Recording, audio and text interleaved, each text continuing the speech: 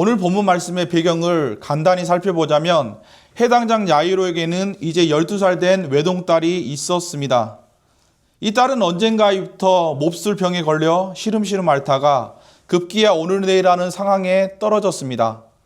절망적인 상황 속에서 지푸라기라도 잡는 심정으로 가버나움 해변으로 예수님을 만나러 아버지 야이로는 딸을 살리기 위해 달려갔습니다. 자식을 살리겠다는 아버지의 마음, 자녀를 향한 부모의 애끓는 마음이 그로 하여금 모든 장애를 극복하게 하였습니다. 당시 해당은 예수님과 불편한 관계에 있었습니다. 예수님의 가르치심이 유대교의 가르침과 반대된다. 그래서 바리새인들은 예수님을 죽일 음모를 구체적으로 계획하는 단계에 접어들었고, 해당 장은 원하든 원하지 않든 간에 이런 일에 깊숙이 발을 들일 수밖에 없는 위치에 있었습니다. 그런가 하면 해당 장이 가진 사회적 지위와 체면은 예수님께 나아가는 것을 막는 장애였을 것입니다. 모든 사람이 보는 앞에 공개적으로 예수님께 자기 집안 얘기를 자세히 이야기한다는 것은 정말 어려운 일입니다. 사회적 지위와 신분이 있는 사람들이 자기 집안의 어려운 일을 하나하나 사람들이 보는데 우리 집에 이런 일이 생겼다라고 이야기하는 게 얼마나 어렵습니까? 그런데 해당 장 야이로는 사람들이 지켜보든 그렇지 않든 많은 사람들 앞에 공개적으로 주님, 내 딸이 이런 상황에 처했습니다. 우리 집에 이런 일이 일어났습니다. 하고 해당 장 신분을 가지고 예수님 앞에 무릎을 꿇고 납작 엎드려 자식 살려달라라고 이야기를 합니다. 해당 장 체면에 숨을 헐떡이고 뛰어갔으니 온 매무새도 제대로 되지 않은 상태에서 예수님께 납작 엎드린다는 것은 자식 문제가 아니면 상상도 못할 일입니다. 이렇게 하나님은 나빠 보이는 일을 통해서 사람의 교만을 꺾으시고 예수님께로 인도하시는 은혜의 방식을 보여주는 대표적인 사건이 바로 이 야이로의 딸 사건이라 이야기할 수 있습니다. 사람이 병드는 것, 사업에 실패하고 인생의 골짜기를 걷는 것은 하나님께서 하신 일이 아닙니다. 죄의 결과입니다. 아담이 에덴 동산에서 죄를 범하기 전까지는 죽음과 질병이 없었습니다. 경제적인 어려움을 해결하기 위해서 땀 흘리고 수고하는 노동이 없었습니다. 아담이 본래 했던 일은 모든 생물에게 이름을 붙이는 일이었습니다. 잘 다스리고 생육하고 번성하여서 세상을 하나님의 지혜로 통치하고 보존하여서 더 풍성하게 가꾸는 사역을 했습니다. 그래서 우리의 신앙이 회복되면 이런 아담이 처음에 했던 일들에 관심을 기울이고 헌신하게 됩니다. 어떻게 하면 세상을 아름답게 하나님의 지혜로 가꿀까, 보존할까, 살릴까, 세울까, 어떻게 하면 하나님의 영광이 온 세상에 충만하게 만들까. 그게 아담이 했던 일이고 신앙 회복된 사람들이 관심을 기울이고 헌신하는 일입니다. 그런데 아담이 죄를 지은 결과 어떻게 됐습니까? 땅에서 엉겅퀴가 났습니다. 질병이 일어났습니다. 죽음이 세상에 들어왔습니다. 이것이 성경의 증언입니다. 그러므로 야이로의 딸이 아픈 것은 하나님이 하신 일이 아니라 죄의 결과, 죽음과 질병이 세상에 들어옴으로 말미암아 일어난 일인 것입니다.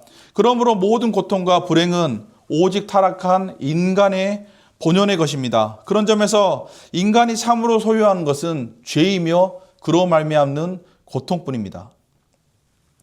그러나 하나님의 지혜는 그 고통조차도 사람에게 돌아오게 이끄는 도구로 사용하십니다. 야이로의 경우 하나님께서 사용하신 고통은 딸의 불치병이었습니다. 외동딸이 죽게 되어서야 예수님께 갔다는 얘기는 바꿔 얘기하면 외동딸이 죽게 될 때까지 버텼다는 얘기입니다. 사람이 하나님을 향해 가지고 있는 반감이라고 하는 것, 자기 마음대로 살겠다고 하는 고집이라고 하는 것, 이것은 우리가 생각하는 것보다 훨씬 무서운 것입니다. 다 죽게 되어야, 다 망하게 되어야, 다 세상 모두가 흔들리게 되어야 그때야 하나님께 돌이키는 것입니다. 이런 인간의 반감과 고집에 대해서 하나님의 지혜는 인간의 악함보다 탁월한 모습으로 우리를 구원하십니다. 인생은 호락호락하지 않고 반드시 백척간두의 위기를 만나게 되어 있습니다. 고 이어령 교수는 대단히 탁월한 인문학자이자 작가였습니다. 이 사람의 글을 읽으면 몇 줄 안 돼서 감탄이 절로 나옵니다. 글을 정말 잘 써요. 얼마나 잘 쓰느냐. 제가 아는 분 중에 베스트셀러 작가가 분이 계신데 그분이 그 이어령 박사가 쓴 글을 보면서, 이어령 교수가 쓴 글을 보면서 어떻게 저렇게 쉽게 군더더기 없이 본질을 찌르는 글을 쓸까? 글이 쉬운데, 짧은데, 간결한데, 깊어요. 그래서 누구나 이해하는 글인데 굉장히 깊은 무언가를 담고 있어요. 그래서 부러워하는 모습을 본 적이 있어요. 이 사람은 대표적인 무신론자이자 인문학자였습니다. 성경을 믿기 위해서 읽는 게 아니라 하나의 기독교 문화로 이해하고, 이거는 종교는 문화 현상이다. 이 문화 현상을 어떻게 인문학적으로 이해해 볼까 하며 분석하며 살던 사람이었습니다. 그런데 자신의 목숨처럼 사랑하던 딸이 불치병에 걸렸습니다. 그 딸은 미국으로 유학 가서 법을 공부했고 LA에서 지방 검사가 되어서 남부럽지 않게 살았는데 그만 암에 걸렸습니다. 치료하면 재발하고 치료하면 재발하면서 점점 몸은 약해지고 건강은 나빠져 갔습니다. 그런 가운데 가정에 어려운 일들이 끊임없이 겹쳐서 일어나니까 이 딸의 망막이 거의 손상되어서 실명하는 단계에 이릅니다. 눈이 안 보이는 거예요. 그래서 현대의학으로 고칠 수 없는 지경에 이르자 이 이어령 교수가 달려간 곳은 미국의 작은 교회였습니다. 아무도 없는 작은 교회에 홀로 앉아서 눈물을 흘리면서 하나님께 기도하면서 소원했습니다. 하나님, 사랑하는 나의 딸의 눈에서 빛을 잃지 않는다면 남은 생애를 내가 주님께 바치겠습니다 하고 하나님께 약속을 했습니다. 그런데 놀라운 일이 생겼습니다. 어떤 사람도 치료할 수 없다고 생각했던 병이 그 기도하고 소원한 다음에 천천히 회복되더니 정상으로 돌아가 버렸습니다. 그래서 시력이 완전히 회복된 거예요. 그리고 딸이 그 과정에서 있었던 일들을 간증을 하니까 그 얘기를 듣던 아버지 이어령 교수가 이런 이야기를 합니다. 하나님은 자신이 딸을 사랑해도 딸을 사랑하는 아버지로서, 부모로서 내가 자녀에게 못해준 일을 하나님은 이렇게 내 딸을 사랑하시고 아끼셔서 돌아보셨구나. 하나님이 나보다 낫구나. 이렇게 내 딸을 사랑하시고 돌보시는 하나님을 내가 안 믿을 이유가 어디 있느냐 하고 기독교 신앙으로 회심하고 세례를 받게 됐습니다. 어떻게 하나님께서 인간의 고통을 영혼 구원의 도구로 사용하신지를 보여주는 정형적인 사례라고 생각합니다. 현대판 야이로와 같다는 생각 들지 않으십니까? 야이로의 마음이 그러지 않았을까요? 사람들의 인생에는 모두 제각기 다른 모양, 다른 형태의 아픔과 고통이 있습니다. 어떤 사람은 가족 때문에 아파요. 어떤 사람은 육신의 신체적 건강 때문에 괴로운 인생을 살아요. 어떤 사람은 아무리 끊으려고 해도 끊지 못하는 중독을 안고 살아요. 어떤 사람은 고쳐지지 않는 인격의 문제를 가지고 살아요. 그런데 이 약점들은 혼자 품고 있을 때만 약점이라는 거 아세요? 하나님은 그 약점을 사용해서 사람을 구원하시고 하나님은 그 약점을 사용해서 사람을 살리시고 예수께로 인도하시는 거예요. 그래서 하나님의 손에 들린 약점은 약점이 아니라 구원의 도구이자 강점이 되는 거예요. 어제 10수년 만에 어느 권사님을 만나 식사교제를 했습니다. 그런데 그 권사님이 자기가 살아온 이야기, 자신의 약점을 쭉 이야기를 하면서 하나님 믿길 잘했어요. 그게 제가 받은 것 중에 제일 큰 복이에요 라고 마지막에 고백하는 장면을 보았습니다. 그게 하나님께서 우리의 약점과 우리의 아픔을 사용하시는 방식이에요. 내가 품고 있으면 아픔이에요. 상처예요. 근데 하나님께 내어드리면 그 약점과 상처를 통해서 하나님은 우리를 구원하시고 하나님의 사람으로 빚어가시는 강점이 되는 거예요. 그러므로 나는 오늘 여러분의 모든 약점을 주님께 맡기는 은혜 있기를 예수님의 이름으로 축복합니다. 그러나 야이로가 예수님의 진 면목을 보고 살고 죽는 생명의 권세를 가지신 하나님이시다. 예수님은 사람이시지만 참 하나님이시다라는 사실을 실제로 경험하기까지의 과정은 순탄하지 않았습니다. 우선 첫째로 오늘 말씀을 읽은 것처럼 야이로의 딸이 예수님을 만나기도 전에 죽어버렸습니다. 오늘 우리들의 관점에서 보면 예수님이 계시는데 무슨 문제냐? 나사로가 죽었어도 살리셨는데 예수님이 계시는데 얼마든지 죽은 사람도 살릴 수 있지 않느냐라고 생각할 수 있는데 예수님 당시에는 오늘날 우리가 가지고 있는 부활 개념이 없었어요. 그래서 부활은 논쟁적인 주제였어요. 여러분 성경에서 그런 이야기를 들어보신 적 있으세요? 해당장 같은 바리새파 사람들은 몸의 부활을 믿었어요. 그런데 이 세상에서 현재 부활할 수 있다 하는 것을 믿는 게 아니라 마지막 날에 하나님이 최후 심판하실 때 의인들은 부활시켜 주실 것이라는 믿음이 있었어요. 그래서 부활은 언제나 세상 끝날에 일어나는 일이에요. 그렇기 때문에 아무리 예수님께서 치유 능력이 대단하시다 하더라도 죽은 딸을 지금 다시 살려낸다 하는 것은 야이로에게는 상상할 수 없는 일이에요. 그런가 하면 사두개인들은 현재에 관심이 많았어요. 이 사람들은 사후세계나 부활을 믿지 않았어요. 특히 몸의 부활을 믿지 않았어요. 그래서 예수님께서 부활을 가르치실 때 가장 격렬하게 논쟁했던 사람들이 누구냐? 사두개파 사람들이에요. 그렇기 때문에 이 당시에는 부활을 믿는 바리새인이든 부활을 부정하는 사두개인이든 누구든지 간에 한 번 죽으면 모든 게 그냥 끝나지 이 땅에서 다시 부활한다는 개념 자체가 없었고, 이런 점에서 예수님을 바라볼 때 야이로는 예수님의 능력을 믿긴 믿었어도 딸이 죽었다는 소식을 들었을 때 마음속으로 무슨 생각을 했냐면 이제는 다 끝났다, 희망이 없다, 소망이 없다 라고 생각을 했어요. 그게 야이로 시대의 상식적인 죽음에 대한 관점이에요. 그렇기 때문에 둘째로 딸이 죽었다는데 두려워하지 말고 믿기만 하라는 예수님의 말씀은 야이로 입장에서 너무 받아들이기 힘든 이야기예요. 죽은 딸을 살리기 위해서 시체가 있는 집안으로 예수님을 모신다. 이것은 당시의 이성과 상식으로 맞지 않는 일이에요. 만약에 야이로가 자기 일이니까 예수님을 집으로 모시지 남이 그랬다는 얘기를 들으면 말도 안 된다 하고 가르치려 들었을 비상식적인 행동이에요.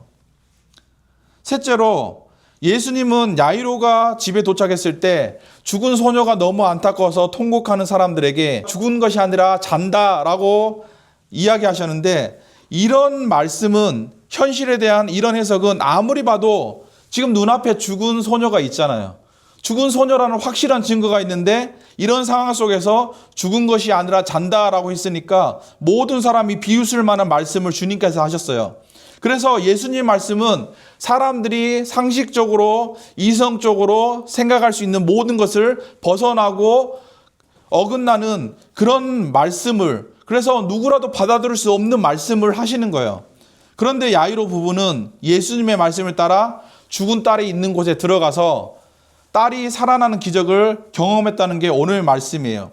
이 예수님의 말씀, 야이로의 딸을 살리신 사건을 기준으로 볼 때 우리는 두 가지 믿음의 원리를 발견할 수 있습니다. 첫 번째, 우리가 해야 될 것과 하지 말아야 될 것이 있어요. 그게 36절 말씀이에요. 우리 36절 말씀 함께 읽어보도록 하겠습니다. 36절 말씀입니다. 시작. 예수께서 그 하는 말을 곁에서 들으시고 해당장에게 이르시되 두려워하지 말고 믿기만 하라 하시고, 여기에는 두 가지가 있어요. 먼저 우리가 어떤 일을 만나든지 어떤 상황을 만나든지 하지 말아야 될 일이 있어요. 그게 뭔지 아세요? 두려워하는 거예요. 두려워하는 것은 어떤 상황, 어떤 환경 속에서도 하지 말아야 되는 일이에요. 이 두려워하지 말라는 말씀은 문법적으로 현재 명령법이 쓰였어요. 이 얘기는 뭐냐면 야이로가 지금 현재 두려워하고 있다는 거예요. 어떻게 야이로가 두려워하게 되는지 아세요? 사람들이 곁에서 하는 얘기를 들었거든요. 사람들이 뭐라고 했어요? 사람들이 딸이 죽었는데 어째서 예수님을 더 괴롭게 하느냐, 예수님을 괴롭게 하지 말라, 죽었다 하는 얘기를 들었기 때문에 그래요. 언제 두려움이 임하는지 아세요? 사람들의 얘기를 들을 때. 나를 사랑하고 나를 생각하지만 사람들이 하는 지극히 인간적이고 상식적인 얘기를 들을 때 사람의 마음속에 큰 무서움이 찾아와요. 사람들이 뭐라고 했어요? 딸은 죽었어. 끝났어. 시체가 되어버렸어. 이제는 소망이 없어. 그러니까 지금 끝난 일을 가지고 예수님을 괴롭히지 마. 이 예수님을 괴롭히지 말라는 말이 가정하는 게 뭔지 아세요? 이 말의 본질이 뭔지 아세요? 이제는 예수님이 오셔도 안 되는 일이야. 예수님이 오셔도 소망이 없는 일이야. 예수님이 거기 계셔도 할 수 없는 일이야. 소용없는 일이야. 헛수고야. 시간 낭비야. 하는 불신앙이 그 속에 들어있어요. 그래서 야이로가 지금 겁을 집어먹고 두려움에 삼킴받은 거야. 사람들은 매우 상식적으로 야이로에게 예수님께 대해서 애정을 가지고 얘기해요. 야이로에게 알려주려고 먼 길에 달려서 왔어요. 예수님을 괴롭게 하지 말려고, 괴롭게 하지 않게 하려고 야이로에게 충고를 해요. 그런데 예수님의 반응은 어떠셨을까요? 소녀가 죽었다. 딸이 죽었다. 이제는 끝났다. 더 이상 희망이 없다. 라고 이야기하는 것에 대해서 예수님의 반응은 36절 말씀에 기록되어 있어요. 36절 말씀 같이 한번 읽어볼까요? 시작. 예수께서 그 하는 말을 곁에서 들으시고, 예수께서 그 하는 말을 곁에서 들으시고라고 되어 있어요. 이 말씀은 사람들이 와서 예수님께 말씀했다는 얘기 아니에요. 사람들이 예수님께 와서 야이로의 딸이 죽었다고 얘기하는 게 아니라 예수님이 옆에 있는데 예수님은 제쳐두고 야이로에게 가서 하시는 말씀을 옆에 있다가 예수님이 우연히 그냥 살짝 들었다는 얘기예요. 그래서 성경 곁에서 들으셨다, 곁에서 들으시고 라고 이야기를 해요. 그런데 이 예수님의 반응이 재미있어요. 예수님의 반응이 뭐냐? 예수님이 사람들이 하는 얘기를 곁에서 들으셨는데 여기서 듣다라는 말씀은 우리가 생각하는 듣다라는 그런 단어가 아니에요. 오히려 이 곁에서 들으시고를 어떻게 해석해야 되냐면 예수님이 곁에서 그 말을 무시하시고라고 해석해야 더 원어에 가까운 뉘앙스를 가지는 말이에요. 이게 무슨 말이냐? 사람이 들을 때는 두 가지 상황이 있어요. 첫 번째 상황은 듣고 싶은 이야기를 중요하다 생각하는 이야기를 집중해서 듣는 거예요. 내가 보고 싶은 거를, 듣고 싶은 거를, 내가 깨닫고 싶은 거를 아주 집중해서 듣는 상황이 있어요. 이게 첫 번째 상황이에요. 두 번째는, 나는 듣고 싶지 않아요. 관심도 없어요. 그런 얘기 하고 싶지도 않아요. 근데 누가 옆에서 이야기를 하니까 할 수 없이 듣긴 듣는데 하나도 마음에 담아두지 않고 듣는 상황이 있어요. 두 가지 상황이 있어요. 근데 지금 예수님이 곁에서 들으시고라는 말씀을 했을 때 이 들으시다 하는 말씀에 기록된 말씀의 의미는 두 번째 상황이에요. 두 번째 상황. 예수님은 딸이 죽었다고 생각하지 않아요. 그런 얘기 듣고 싶어 하지 않아요. 그런 얘기 듣고 마음에 담아두지 않아요. 예수님이 하고자 하시는 일은 그런 일들이 아니에요. 죽었으니까 이제 끝났고 이제 희망이 없다 하는 사람들의 얘기가 아니에요. 예수님은 이미 야이로가 예수님 앞에 무릎 꿇고 내 딸을 살려주십시오라고 했을 때 같이 갔다고 하는 것은 그래, 내가 네 딸을 살려주마. 내가 네 딸을 구원해주마. 내가 네 가정을 다시 회복시켜주마 하고 약속을 하시고 같이 가신 거잖아요. 그 예수님이 이미 하신 말씀이 있고 예수님이 하시고자 했는데 상황이 변했어요. 딸이 죽어버렸어요. 그러면 상황이 달라졌기 때문에 예수님이 하신 말씀이 변합니까? 바로 그거예요. 그러니까 예수님 안 들어요, 지금. 사람들이 하시는 얘기를 무시하시고 라고 해석을 해야 되는 거예요. 그러므로 누가 얘기하니까 사람들이 옆에서 중얼중얼 하니까 할 수 없이 들으시지만 이 말씀은 성경 역본에 따라서 어떻게 해석되느냐? 예수님이 사람들이 하는 말을 곁에서 무시하시고 등한시하시고 주의를 기울이지 않으시고 그냥 흘려들으시고 이런 식으로 해석이 돼요. 번역이 돼요. 그러니까 누가 얘기하니까 듣긴 듣는데 안 듣는 태도를 가리키는 거예요. 그런데 야이로는 그 얘기를 들어버렸어요. 마음에 담아버렸어요. 그리고 사람들이 하는 얘기를 예수님이 하신 말씀보다 더 크게 마음에 심어버렸어요. 방금 얼마 전에 예수님이 살려주신다고 이야기하셨는데 딸이 죽었다고 하니까 죽었구나, 끝났구나 하고 이 사람들이 하는 얘기를 그대로 받아들이니까 마음속에 무시무시한 공포와 두려움이 찾아오는 거예요. 그래서요, 사람들이 상식적으로 얘기를 해도, 이성적으로 사리에 맞는 얘기를 해도 그 얘기를 듣고 마음의 평강이 사라지고 두려움이 사라지면 그 메시지는 하나님께서 주신 말씀이 아니에요. 그럴 때 해결책은 간단해요. 어떻게 하면 됩니까? 무시하면 돼요.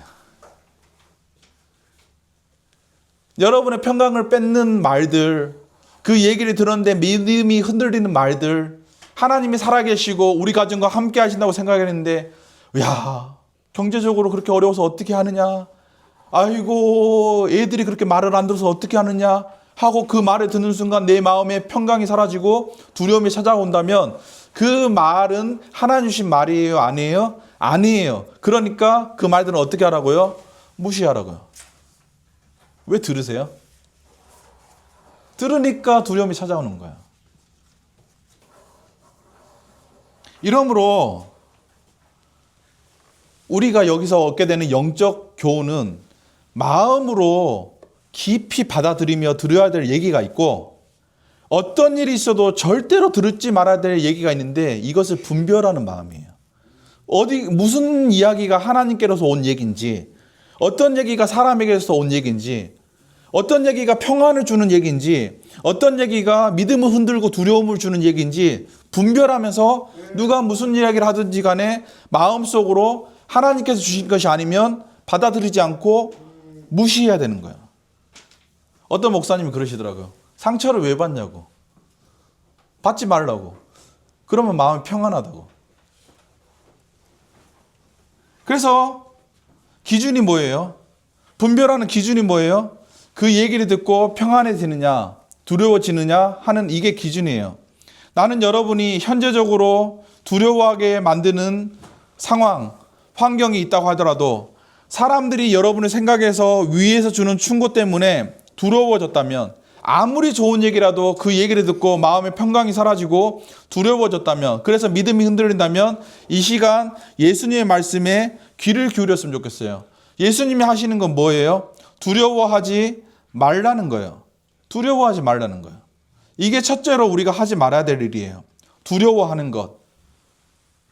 절대로 우리의 영혼을 근본적으로 해치는 일은 이 세상에 일어나지 않아요. 교회를 개척한 다음에 사람들이 모두 다 위로한다고 격려한다고 하시는 이야기들이 참 어려운 길을 선택하셨네요 하는 이야기예요.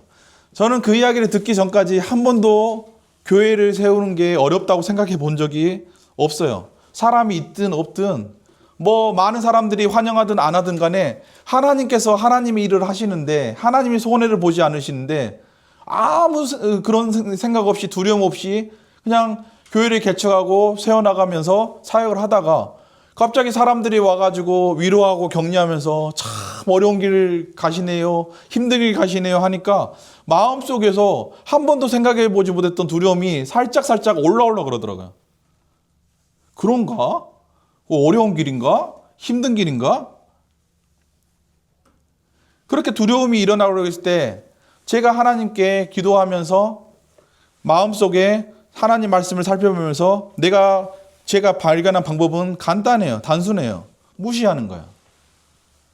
이 생각은 아무리 좋은 충고같이 보여도 하나님께서 주시는 말씀이 메시지가 아니구나. 믿음을 흔드는 메시지구나. 믿음이라는 것은 현실을 보고도 살아계신 하나님을 믿기 때문에 흔들리지 않는 굳건한 마음인데, 그런 하나님께서 하나님의 일을 하신다는 마음을 흔드는 메시지들은 하나님께서 주시는 게 아니구나. 그래서 무시했어요. 그랬더니 두려움이 사라졌어요. 나는 여러분에게 똑같은 은혜가 있기를 주님의 이름으로 축복합니다. 그게 우리가 하지 말아야 될 거예요. 두려워하는 것은 하나님의 일이 아니에요. 그럼 우리가 해야 될 것은 뭐예요? 두려워하지 말고 믿기만 하라. 많이 붙었어요. 믿으라가 아니라 믿기만 하래요. 믿기만. 여기서 믿으라는 말씀은 야이로에게 예수님이 자기 딸을 고쳐주실 것이라고 계속해서 예수님의 자비하심을 예수님의 자비하심을 계속해서 믿어라. 예수님의 능력을 계속해서 믿어라. 네가 믿었지 않니? 처음에 예수님의 말씀을 그대로 계속해서 믿으라는 말씀이에요. 그래서 예수님을 완전히 신뢰하고 의지함으로 믿으라는 말씀이에요. 이 말씀을 주의 깊게 한번 살펴보세요. 야이로의 믿음이 먼저 있었습니까? 예수님의 고쳐주시겠다는 말씀이 먼저 있었습니까? 예수님의 말씀이 먼저 있었어요. 야이로가 무릎을 꿇고 예수님 앞에 간청했지만 야이로의 딸을 살려주시겠다는 약속의 말씀이 먼저 있었고, 그 말씀을 믿고 야이로가 예수님과 함께 병든 딸이 있는 자기 집으로 가던 길 아니었어요? 그러니까 야이로의 믿음은 예수님의 약속의 말씀을 의지하고 붙드는 믿음이었어요. 이게 순서예요. 그런데 예수님이 약속을 해주셨는데, 그래서 야이로의 집으로 지금 같이 가고 있는데 예수님의 말씀과 완전히 반대된 상황이 벌어진 거예요. 그게 뭐예요? 딸이 죽어버린 거예요. 그러면 고쳐주시겠다는 예수님의 말씀은 어떻게 된 거예요? 고쳐주시겠다고 약속을 했잖아요. 그런데 상황이 변했어요. 못 고쳐주실 것 같아요. 왜? 죽었으니까. 상황이 바뀌니까 사람들의 말을 듣고 야이로의 믿음이 흔들리기 시작한 거예요. 예수님은 분명히 말씀하셨는데 딸을 살려주시겠다고, 구해주시겠다고. 그런데 딸이 죽었으니까 이제 할 수 없다. 시간 낭비다. 여기까지는 예수님이 도와줄 수 없다 하고 불신앙이 자기도 모르는 사이에 일어난 거예요. 그래서 야이로의 믿음은 한계가 있는 믿음이었어요. 살아있을 때, 예수님이 딸이 살아있을 때, 아무리 힘들고 어려워도 살아있을 때 도착하면 예수님이 딸의 병을 고쳐주시겠지만, 딸이 죽고 나서 도착하면 예수님도 할 수 없다고 믿는 한계가 있는 그런 믿음이었어요. 근데 예수님께서 요구하시는 믿음은 그런 믿음이 아니에요. 조건과 상황을 따지는 믿음이 아니에요. 예수님이 살려주시겠다고 말씀하셨으면 딸이 죽었어도 살려주시겠다는 말씀을 붙드는 믿음이에요. 그러므로 상황 환경에 흔들리는 믿음이 아니에요. 세상이 변하고 흔들리고 사람들이 주를 외면하여도 하나님께서 하나님의 영광을 나타내시겠다고 약속하셨으면 그 말씀은 그 말씀 그대로 이루어지는 거예요. 그게 믿음이에요. 예수님이 요구하시는 믿음은 그래서 우리의 이성과 우리의 상황과 우리의 환경과 우리의 경험과 우리의 상식을 초월하는 믿음이에요.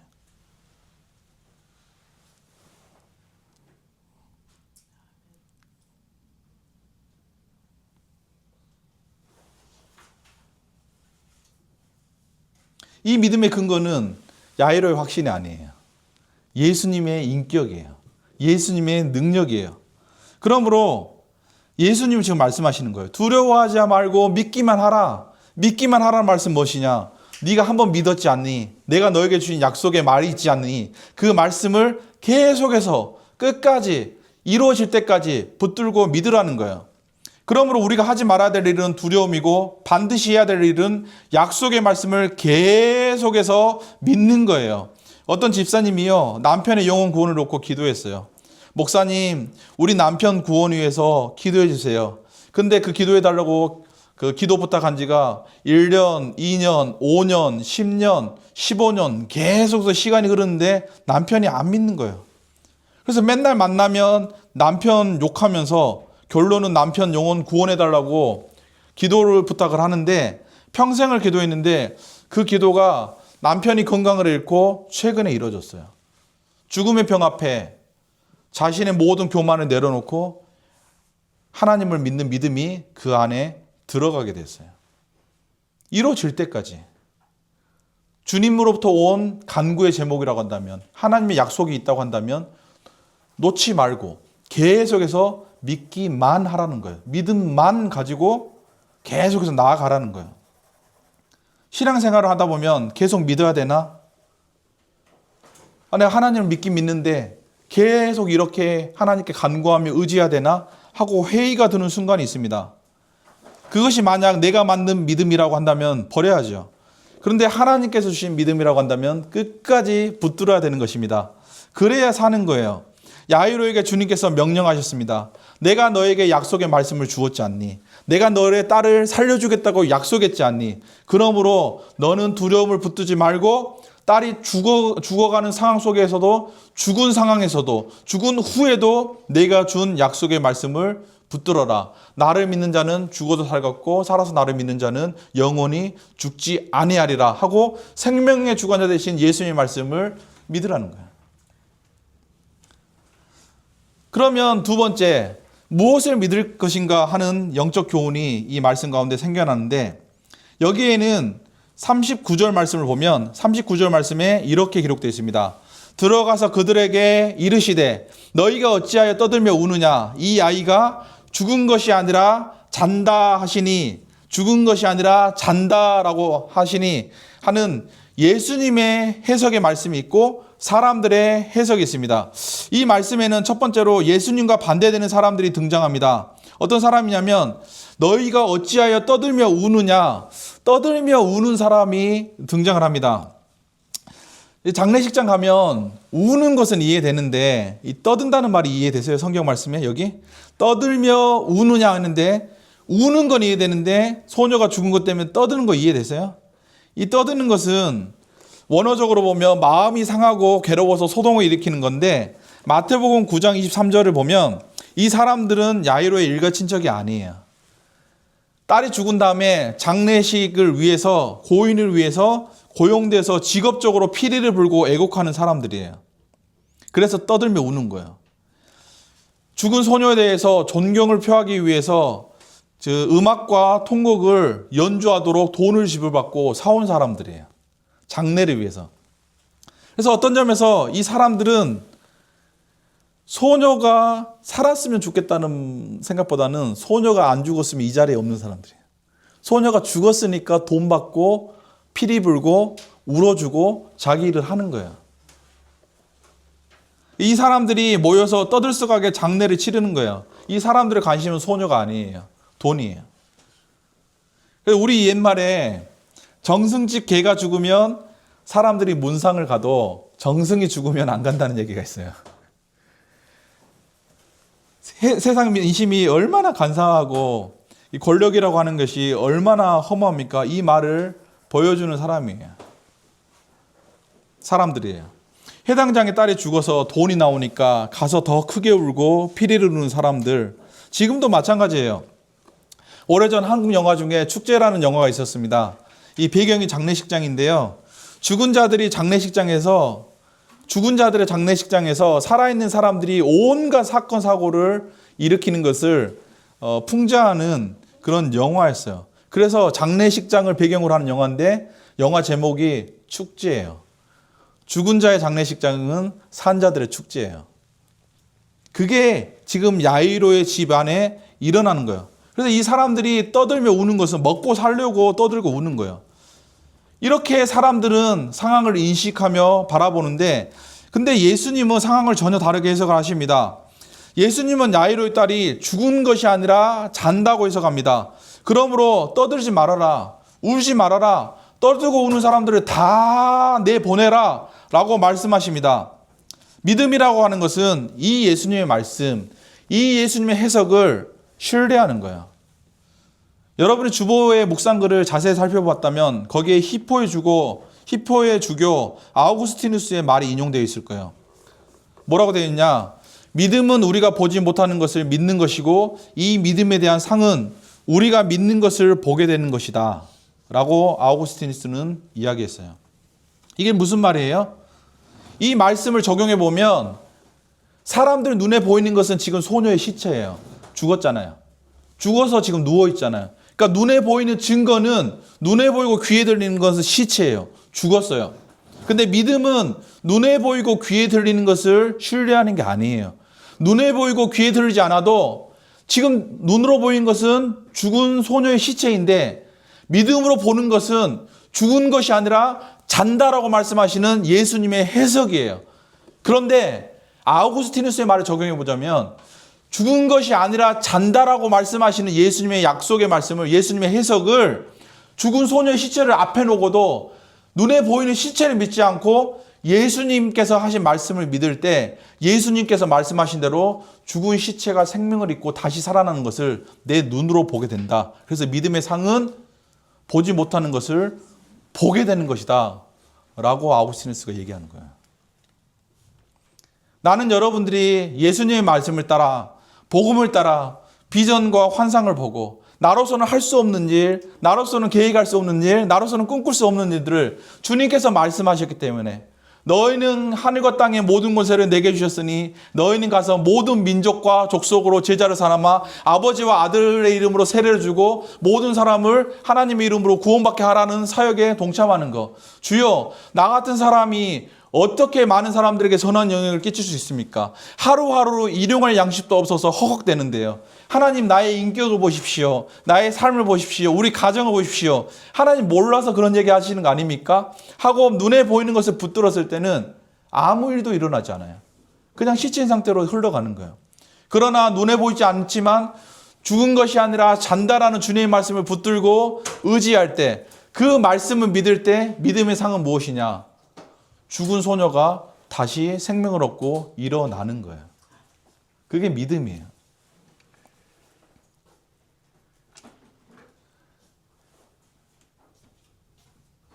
그래서 야이로 부부는 예수님께서 주신 믿음을 가지고 죽은 딸이 자던 방으로 들어갔습니다. 예수님께서는 딸의 시체가 누인 곳으로 야이로 부부와 함께 가셔서 달리다굼이라고 말씀하셨습니다. 이 말씀을 놓고 성경학자들은 달리라는 말은 그 탈랴라는 양을 의미하는 단어의 여성형으로, 탈리타라는 말은 그 어린 양이란 뜻이고 쿰이라는 말은 일어나라는 뜻이에요. 그래서 직역하자면 어린 양아 일어나라는 뜻인데, 이것은 나이 어린 소녀를 가리키는 얘기예요. 어린 양을 소녀라 그랬어요. 그래서 그대로 직역해서 이야기하자면 어린 양아 일어나라는 말씀이에요. 어린 양아 일어나라. 우리 말을 보면 그 손주들을 보고 할머니가 아이고 내 강아지 그러잖아요. 내 강아지. 우리 막내가 저 할머니한테 아이고 우리 내 강아지 왔구나 하는 얘기를 듣고 몰래 저한테 와서 물어봤어요. 아빠, 왜 할머니는 나한테 개라고 그래? 내가 개야? 왜 강아지야? 라고 물어봤어요. 그거 설명하느라 한참 어려웠는데, 그 강아지란 말은 그 너무 사랑스럽고 예쁘니까 그 사랑하고 아끼는 그 손주나 그 핏줄들에게 하는 얘기잖아요. 그런 얘기가 아람어로 어린 양이에요. 어린 양. 그러니까 예수님이 이 소녀야 일어나라라고 번역되어 있는데, 이 탈리타쿰, 그 달리다굼이라고 하는 말씀을 주셨을 때는 그냥 하나님의 권능으로, 하나님의 능력으로 이 소녀야 일어나라 얘기하신 게 아니라, 내 아가, 내 강아지야, 일어나. 왜 거기서 그러고 있어? 하고 사랑과 애정을 담아서 세상 누구보다도 따뜻한 음성으로 자기 핏줄에게 하시는 것처럼 그렇게 일어나라고 이야기하시는 거예요. 이 이야기를 들었을 때 아버지 야이로가 어떻겠어요?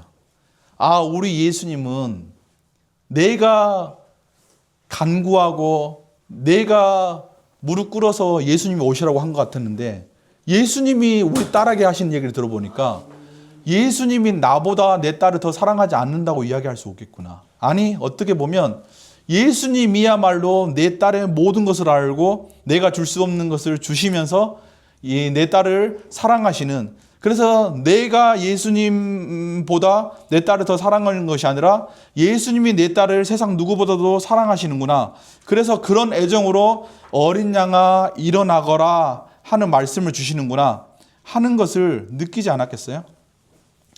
그러므로 사람들이 볼 때 야이로의 딸은 끝난 사람이지만 예수님께서 보실 때 야이로의 딸은 여전히 사랑스럽고 소중한 주님의 자녀였습니다. 따라서 예수님은 야이로의 딸을 살리시는 게 아니라 자신의 딸을 살리신 거예요. 저는 그렇게 해석합니다. 남의 딸 살린 게 아니에요. 자기 딸 살린 거예요. 야이로가 내 딸 살리라고 했지만 예수님은 예수님의 딸 살리신 거예요. 믿음은 이 예수님께서 가지신 주님의 영혼에 대한 사랑의 마음을 깊이 깨닫는 거예요. 그리고 그 사랑 안에서 상황을 해석하는 거예요. 주님이 나를 사랑하시니 어떤 상황과 환경이 나를 지배하고 침몰시킬 수 있겠는가 하고 사랑 안에서 상황을 해석하는 거예요. 이 모두가 담긴 말씀이 달리다 굼이에요. 이 말씀이 우리 삶의 중심에 일어났을 때 내 딸아, 내 자녀야, 거기 있지 말고 일어나라 라고 하시는 말씀이 우리 마음의 중심에 담겨 있을 때 그 믿음이 우리를 변화시키고 살리게 되는 거예요. 그러므로 믿음은 예수님의 사랑 안에서 세상을 해석하는 신앙의 태도예요.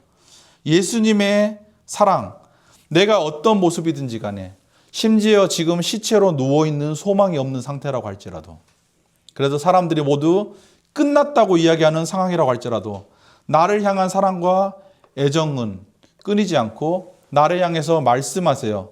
일어나라. 그 일어나라는 달리다굼의 사랑을 경험할 때 모든 두려움은 물러나는 거예요.